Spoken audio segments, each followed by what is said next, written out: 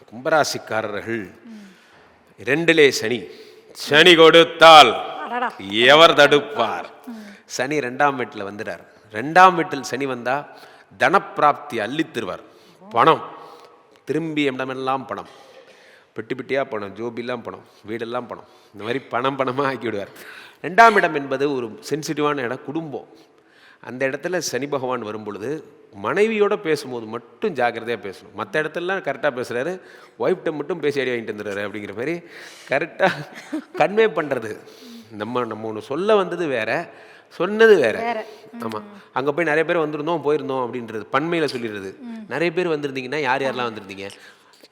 நானும் இவனு மட்டும்தான் போனோம். அப்புறம் நிறைய பேருக்கு சொன்னேன், அந்த மாதிரி ஏதோ ஒன்று சொல்ல தெரியாமல் சொல்லிட்டோமா, எனக்கு வேற ரோலிங் ஆகுதுமா அப்படிங்கிற மாதிரி. அதாவது பேச தெரியாமல் மாட்டிக்கிறது ஒய்ஃப் கிட்ட மட்டும். Yes wife. 2ஆம் இடம் என்பது 2ங்கிறது வாக்கு. டக்குன்னு கோவம் வந்துடும்.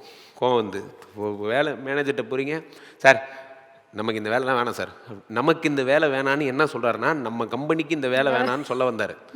அவர் என்ன புரிஞ்சுக்கிட்டாருன்னா, அப்படின்னா வேலை வேணா போ அப்படின்னு அனுப்பி விட்ருவாங்க, முடிஞ்சு போச்சு, அவ்வளோதான். எனக்கு சொல்லலையா, நான் கம்பெனிக்கு சொன்னையா?